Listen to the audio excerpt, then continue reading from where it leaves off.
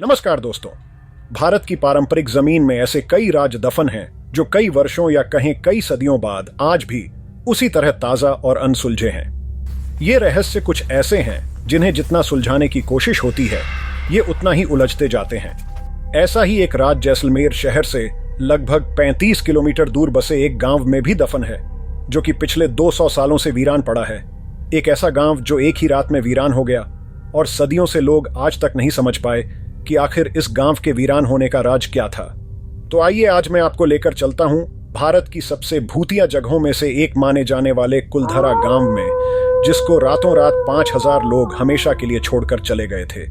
इस वीडियो में हम जानेंगे कि क्या थी वो वजह जिसकी वजह से कुलधरा गांव एकदम वीरान हो गया और आज भी वीरान है।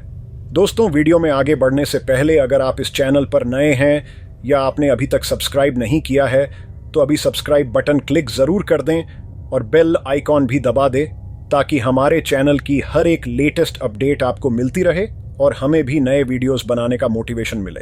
दोस्तों, कुलधरा गांव 13वीं शताब्दी में पालीवाल ब्राह्मणों द्वारा बसाया गया था। पालीवाल ब्राह्मण अपनी समृद्धि और कुशलता के लिए प्रसिद्ध थे। गांव की बनावट और योजना बहुत ही उन्नत थी, जिसमें पानी की निकासी और जल प्रबंधन के उत्कृष्ट प्रबंध थे। कुलधरा की कहानी आज से करीब 200 साल पहले शुरू हुई, जब कुलधरा और उसके आसपास के 84 गांव पालीवाल ब्राह्मणों से आबाद हुआ करते थे। लेकिन फिर जैसे कुलधरा को किसी की बुरी नजर लग गई, और वो शख्स था रियासत का दीवान सालम सिंह, जिसे वहां के गांव वाले जालिम सिंह भी कहते थे।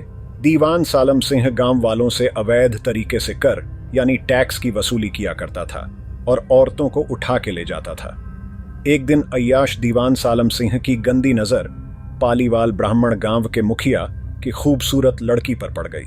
दीवान उस लड़की के पीछे इस कदर पागल हो गया था कि बस किसी तरह से उसे पा लेना चाहता था, पर पालीवाल ब्राह्मणों को यह मंजूर नहीं था, जिसके कारण दीवान सालम सिंह ने ब्राह्मणों पर दबाव बनाना शुरू कर दिया और कई तरह के दुगने कर उन पर लगा दिए। पर इतने सब पर भी पालीवाल ब्राह्मण नहीं झुके। सत्ता के मद में चूर उस दीवान से यह बर्दाश्त नहीं हुआ और हद तो तब हो गई कि जब उस दीवान ने लड़की के घर संदेश भिजवाया कि यदि अगले पूर्णमासी तक उसे लड़की नहीं मिली तो वह गांव पर हमला करके गांव में कत्लेआम मचा देगा और लड़की को उठा ले जाएगा। दोस्तों, अब बात दीवान और ब्राह्मण की नहीं रह गई थी, अब बात थी गांव के आत्मसम्मान की, और उससे भी कहीं ज्यादा एक कुंवारी लड़की के सम्मान की थी। गांव की चौपाल पर पालीवाल ब्राह्मणों की बैठक हुई और निर्णय लेने के लिए सभी 84 गांव वाले एक मंदिर पर इकट्ठा हो गए। सभी पंचायतों ने फैसला किया कि कुछ भी हो जाए अपनी लड़की उस दीवान को नहीं देंगे, जिसके लिए 5000 से ज्यादा परिवारों ने अपने सम्मान के लिए रियासत छोड़ने का फैसला ले लिया। पर समस्या यह भी थी कि अगर सभी गांव खाली हो जाएंगे तो दीवान को खबर लग जाएगी और दीवान भी उनके पीछे आ जाएगा। पूर्णमासी से 2 दिन पहले सारे गांव वाले रात के सन्नाटे में अपनी जरूरत का सारा सामान, कुछ मवेशी, थोड़ा अनाज, कुछ कपड़े लेकर हमेशा के लिए यहां से चले गए और पीछे छोड़ गए अपना बाकी सामान और घरों को।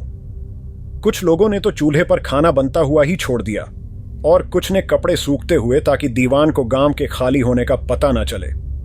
उस रात कुलधरा कुछ यूं वीरान हुआ कि आज परिंदे भी उस गांव की सरहदों में दाखिल नहीं होते। कहते हैं गांव छोड़ते वक्त उन ब्राह्मणों ने इस जगह को श्राप दिया था कि यहां पर कभी भी कोई बस नहीं पाएगा।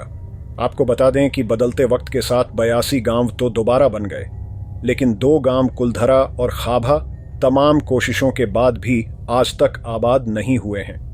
ये गांव अब भारतीय पुरातत्व विभाग के संरक्षण में हैं, जिसे दिन की रोशनी में सैलानियों के लिए रोज खोल दिया जाता है और शाम होते ही खाली कर दिया जाता है।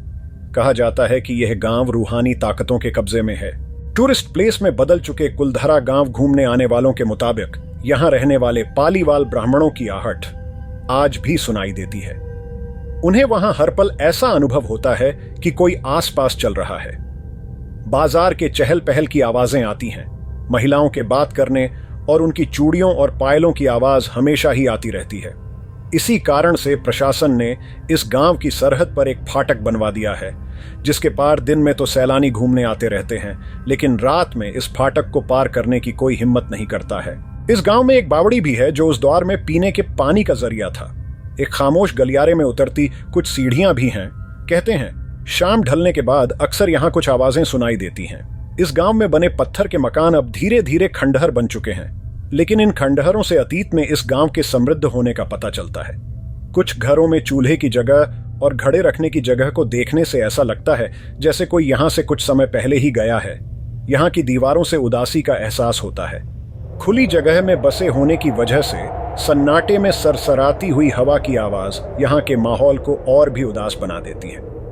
गांव के कुछ मकान हैं जहां रहस्यमय परछाई अक्सर नजरों के सामने आकर ओझल हो जाती है। दिन की रोशनी में सब कुछ इतिहास की किसी कहानी जैसा लगता है, लेकिन शाम ढलते ही कुलधरा के दरवाजे बंद हो जाते हैं और दिखाई देता है रूहानी ताकतों का एक रहस्यमय संसार। लोग मानते हैं कि ये आवाजें 18वीं सदी का वो दर्द है जिनसे पालीवाल ब्राह्मण गुजरे थे, और ये रूहानी ताकतें 80-90 साल के बुजुर्ग लोगों की है जो भाग नहीं पाए, इसीलिए उन्होंने जहर पीकर यही अपनी जान दे दी।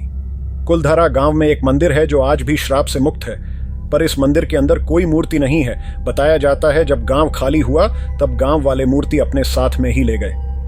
लोग यह भी कहते हैं कि रात के वक्त यहां जो भी आया वो हादसे का शिकार हो गया। साल 2013 में भूत प्रेत व आत्माओं पर रिसर्च करने वाली पैरानॉर्मल सोसाइटी की टीम भी कुलधरा गांव में इन बातों पर रिसर्च करने आई और उन्होंने इस गांव में रात बिताई। टीम ने माना कि यहां कुछ न कुछ असामान्य जरूर है।